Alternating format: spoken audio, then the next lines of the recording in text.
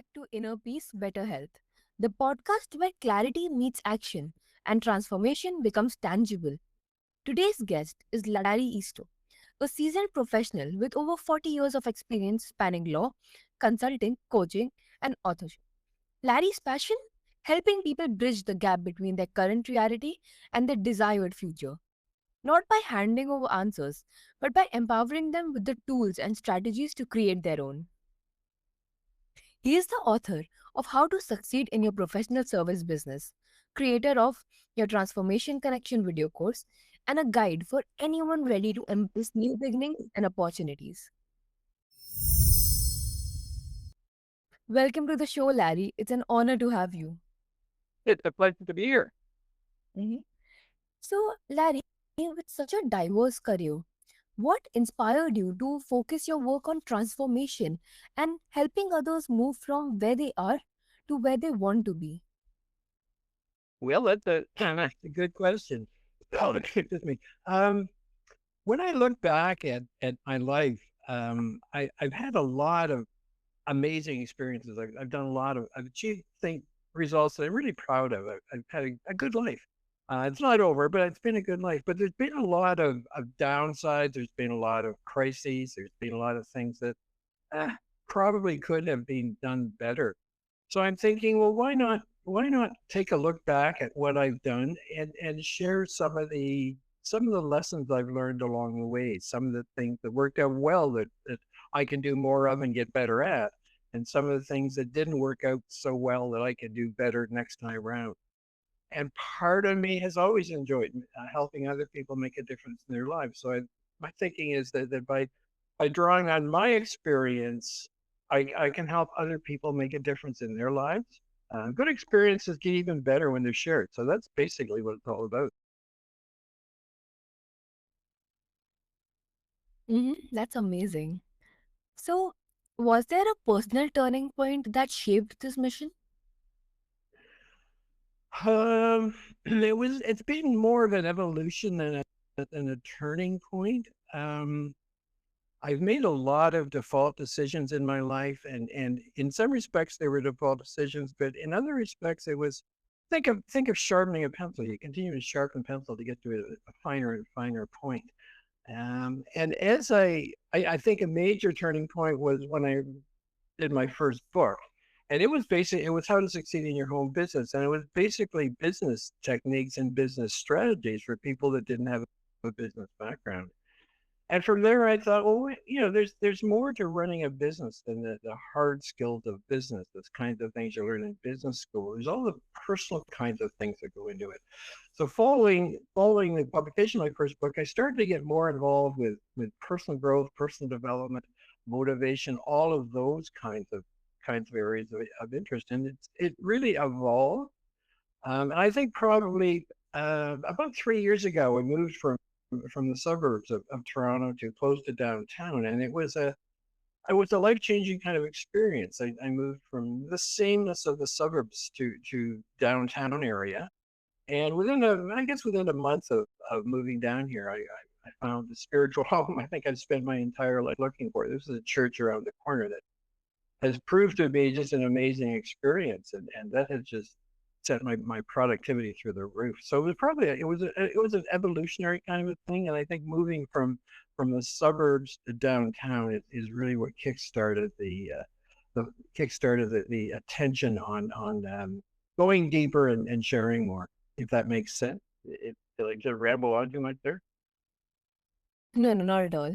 And it's so powerful to hear how your journey mirrors the transformation you help others achieve.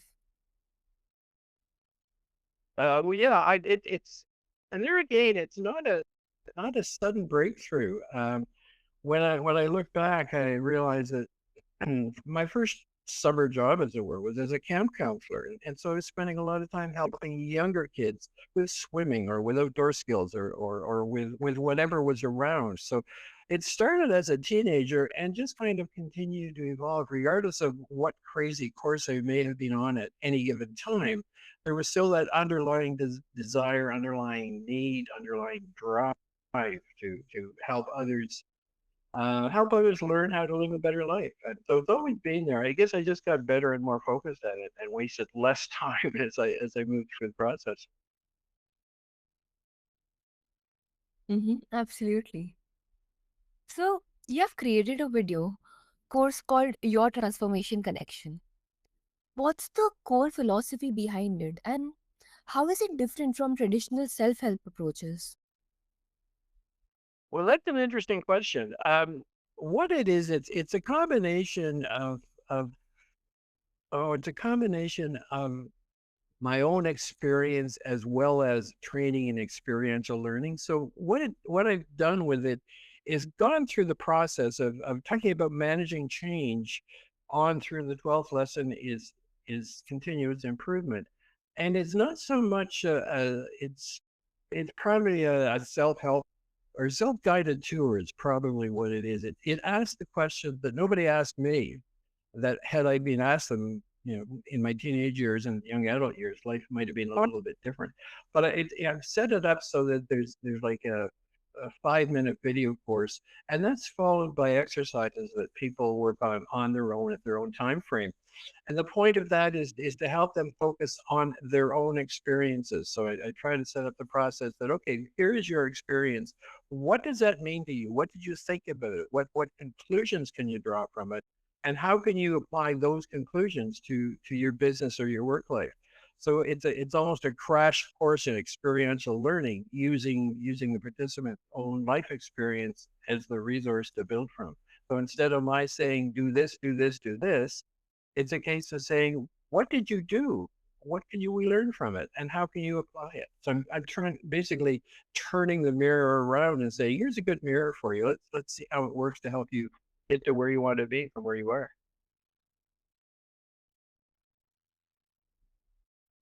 Absolutely. So, can you share a simple practice for the from the course that our listeners could try today? Okay. I think that probably the easiest one, and this is really close to my heart, is the exercise, is the awareness of letting go and moving on. So often we want to move on to something new, or we want to try something new, but we hang on. We hang on to what's been in the past. We hang on to past memories. Hang on to past grievances. Hang on to past issues or problems or whatever. So we have to learn to let go. Way back when I was exposed to Christian spirituality, we did an exercise. It was really quite interesting. Um, it was all about creating something, and whatever somebody's comfortable with, create. So it could be, as a writer, I would create a piece of writing, or maybe potters, people who are good with their hands would create some pottery, or somebody would sew something or draw something or whatever. So spend, a shorter period of time creating something. When you're finished, when you're finished with it, spend some time celebrating. Say, wow, yeah, I really did a good job. This is really nice. I really like it. And then, within 5, 10 minutes, whatever, get rid of it, throw it away, put it in the garbage, break it up, get rid of it, let it go. So that's letting go and moving on. Yes, we've let go of what we just created, but that's freed up the space to create something new. So what in my case, if I've written something and I erase it from my computer, I've let it go, but I can move on, and I can use the experience of creating that one piece to create another one, maybe better. Or if you're doing pottery, maybe it didn't work out too well, but you learned how to do it. So let's make the next one better. So it's a fairly easy kind of step to do. Another thing that can be done, and this is it's very common with a lot of people who are moving. We moved from a big house to a small apartment, so we did a lot of letting go. So take a family possession, something like that, maybe with grandma's or grandpa's, or maybe with grandma's teacup or something, and give it away. Give it to a thrift shop, or give it to somebody who doesn't have a teacup. That hurts, but you still have the memory of grandma. You still have the good things from grandma. You don't have the physical things, so you can move on. And there's when you get rid of something, when you let go of something, you create room for more. You create room for more experience. It's like finishing off a glass of water to have a fresh glass of water. So it's all about letting go and moving on. And once we get used to letting go and moving letting go isn't as hard. It's something, oh yeah, okay, I know I'll get rid of this, but I can find another one. Or I know I got rid of that, but I can build another one. And I think that's one of the things that I learned as a result of my writing is that whenever I finish something, I'm all pumped to start the next thing. And so that's the letting go and moving on. It's the energy of letting go that frees up the connection, frees up the space, frees up the ability to move on and do something new, something good. And Yeah. just on that point, on my website, there's a book called "New Beginnings, New Opportunities: Letting Go and Moving On," which is just that. It's a free ebook. We can talk about it later, but it's a free ebook to help people understand what's involved with letting go and moving on. Because a lot of people just cannot let go. They hang on to so many things that are messing up their environment, messing up their emotions, messing up their lives, and it'd be so much better to let go and move on. Mm-hmm. Right. And I love that. Small steps that build momentum without overwhelm. Oh yeah, oh yeah. And what when we think about it, I mean, you go into I go into many not now, but I have friends, their partners, they're just so full of stuff, and each of these items has an emotional load. And if you've got a closet full of clothes you don't wear anymore, those are reminding you of the time you could wear them. So you're hanging on to bad memories, hanging on to the anchors, hanging on to things that drag you down. Whereas when we get rid of them, get them to a thrift shop so somebody else can use them, you're freeing up some space to create some new memories, some happy memories. When we moved about 3 years ago, we didn't know what to do with our belongings because we had a 3 bedroom house, 1,800 square foot house. We're moving to 1,000 square foot apartment. What do we do with all the things? So we wound up selling it online, and there was an auction service we used, and people bid on it. The successful bidders came on the appointed day to get it. And we were thinking, that's not going to be a very fun day when we give away our boat. When we give away our prized belongings, the plants we've nurtured from seeds or grandma's tables or something like that. But it was an amazing experience because the people that came to get them were really excited about what they were getting, really excited about this full grown plant, or really excited about the table, or really excited about the china. And we realized, wait a minute, we're not getting rid of things. We are rehoming these items. These items have joy and pleasure in them. So instead of us hanging on to it, we are giving these items to other people. So we are rehoming the possessions we love so much. And so many people left just so happy with their new whatever they got. And we were so happy to be free of it. So you know, the whole letting go thing is there's so much to it, and yet so many of us just kind of hang on to things that if they were valuable at one point in time, they're not so valuable anymore. Behind me, you can see a china cabinet. There's glass shining on a cabinet there, and there's things in there that we've pared back and pared back and pared back. And our family was over a week ago for dinner, and we were talking about it. And our daughters both said, you know, we don't want that. Like we love it. It's great things, but we have enough of our own. Don't give it to us. We would get rid of it when you go. So it's the idea of we don't need as much stuff as we think we do. And life is so much easier when we have less stuff to worry about. Obviously, you've hit a hot spot for me. I love the idea of letting go. Absolutely. So many people struggle to even know where they want to go. How do you guide someone who feels stuck or unclear on their direction? That's a good question. I think what happens is that a lot of us are doing things because we think we should, or because we think our parents think we should, or society thinks we should. It's taken a long time, but it's all about, you know, what are you passionate about? What do you love doing? It's interesting because I did an LinkedIn article this morning that dealt with passion and purpose.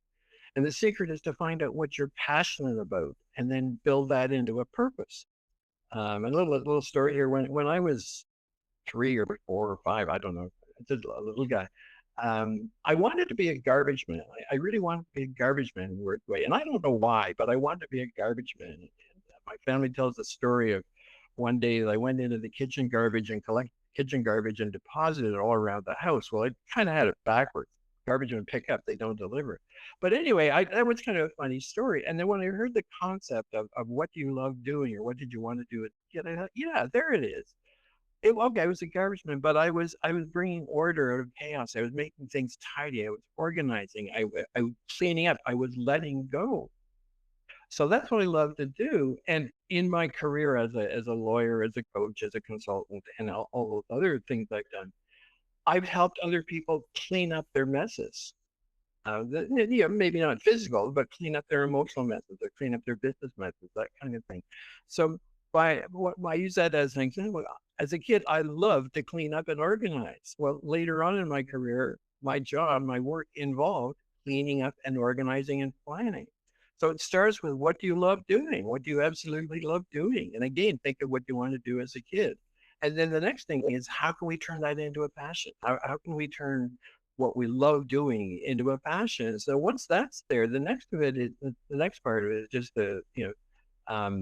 we'll go for 10 years. The next part of it is just taking action to make it happen. So instead of just dreaming about what you want to do, you say, okay, I want to be a lawyer. So let's take some action to become a lawyer. It's getting educated. It's learning what we have to do. It's developing the mindset. It's developing the social skills. So we're taking the action to achieve our result. But it starts with passion. It really starts with what we're passionate about and building from there. I think a lot of people focus on what they want without realizing, or they focus on what they think they want without realizing, I'm not really good at that. I don't even like that, but do it anyway. When I was in graduating from high school, guidance counselor suggested that I go into accounting. Well, I hated accounting. I just absolutely hated playing with numbers, but I was doing it because he thought it was a good idea for me. So now I'm thinking, nah, that's not going to work for me. I don't think I'm going to do that. So it's a case of starting with the passion and then starting to build after that. And that's covered in both in the free book and the course. But it's not. You certainly need to know where you want to go, but it starts from your passion, and then other factors kick in. The law of attraction kicks in once you've got the passion.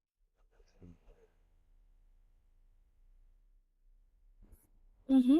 Makes sense. So, do you believe clarity comes from thinking or from action? Oh, from acting. Oh, I definitely from acting. I do affirmations every day. And one of them is things become clearer and easier as I take action. And that's so true. That is so true. When we think about something, we can overthink it. We can think a small problem into a ginormous problem. But when we take action, it's wow, that wasn't all that bad. Invariably. So it's inspired action.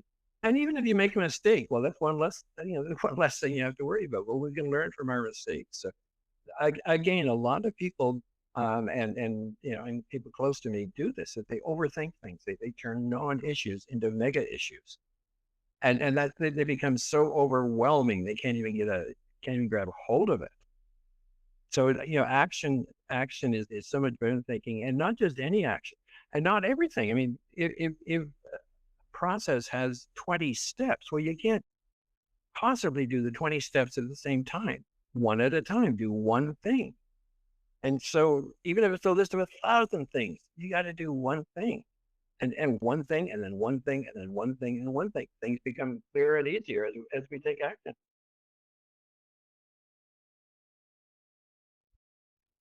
That insight flips the script. Like sometimes we need to move first and think later. Oh, absolutely.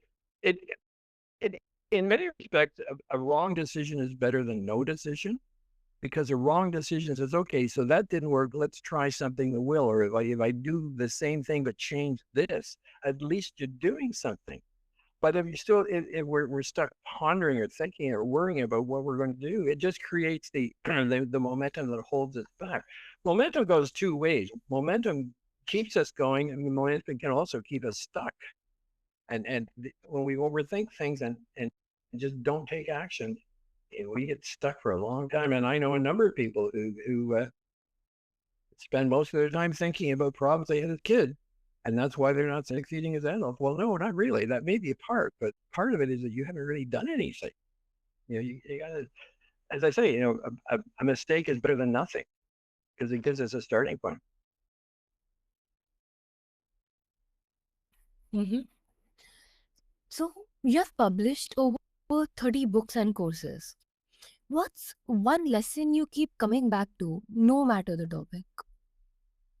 One lesson I keep coming back to, well, it's interesting. It would be take action. Just take action. Yeah, I know it's funny because a number of people, when they hear I'm a writer, they say, "Oh, I've always thought of writing," and I'm saying, "Well, what have you done about it?" "Oh, I'm thinking about it." "Well, no, no, write, start writing." "Oh, yeah, but a book is so big." "Well, you write the first page, write the first paragraph, write the first sentence." So one of the things I've learned in is that when I do have an idea about something I want to write, I will start. And if after half a page it looks really bad, and I think, well, okay, I won't go any further on this. This is garbage. I'm not going to write garbage. But I've considered it and I've gotten rid of it rather than let have this maybe niggle away. Um, Again, people don't start writing because they think, oh, I can't write 1,000 pages. Well, try writing 10 words and then just 10 words and 10 words and 10 words. And then they think, oh, I couldn't get the book published. Well, don't even go there. Maybe you don't want to publish it. Maybe you want to turn it into an audio tape or something. Who knows?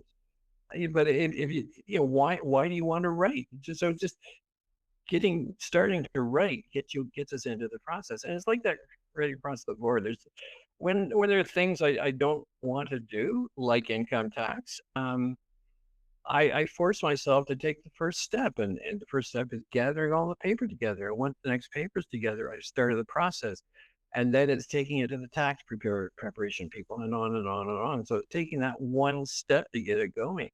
And again, when we overthink things, we don't quite get around to taking one step. Mm-hmm, definitely.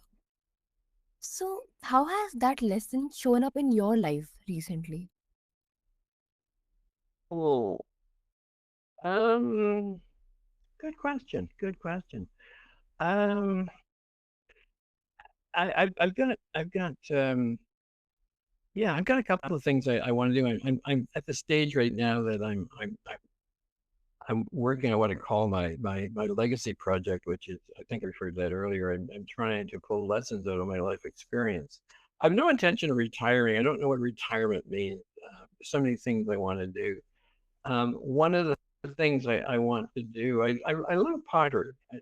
I really love pottery. And I'm thinking it might be fun now that I have more time to just make something, make a pottery dish, make a clay dish or something.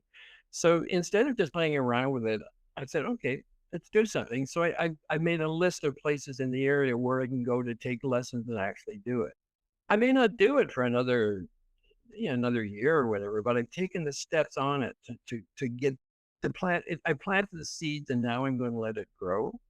Whereas if I just sat around and thought, well, maybe when I stop writing and stop doing podcasts, maybe I will do some pottery. And so I just, and I wasn't really forcing it. It was just part of the way I do things. I made it a point of finding out where I can go to learn to make pottery.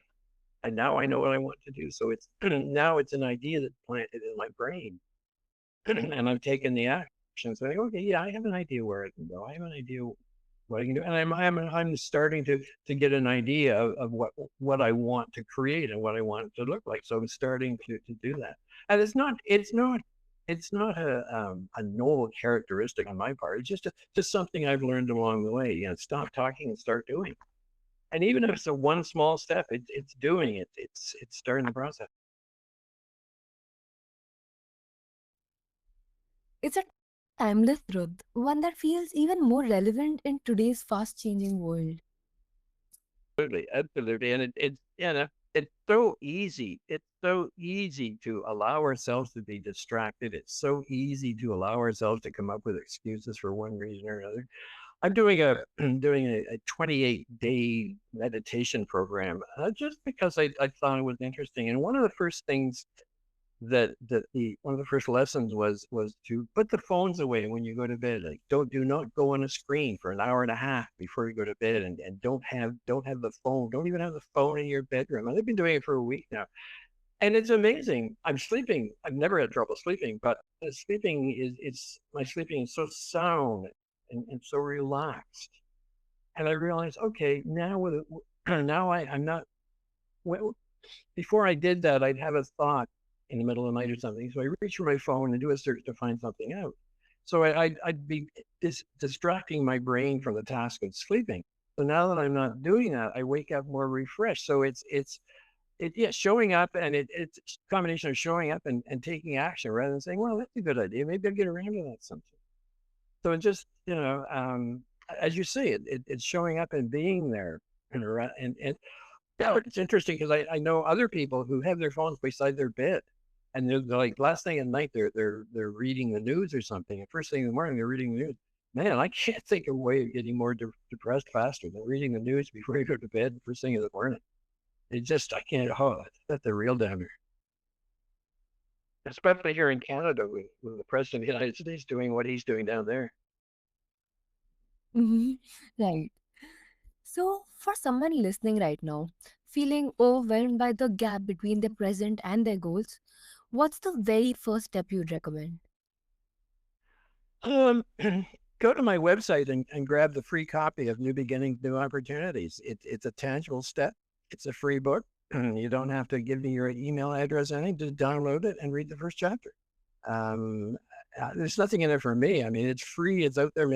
People may as well use it, and hopefully that will lead to some kind of action. It's a neat book. It's a book that I wrote during the pandemic, and after I guess last fall, I thought, hey, this is really good, but why don't I upgrade it and give it away? So that's what it's there. So yeah, that's available on the website.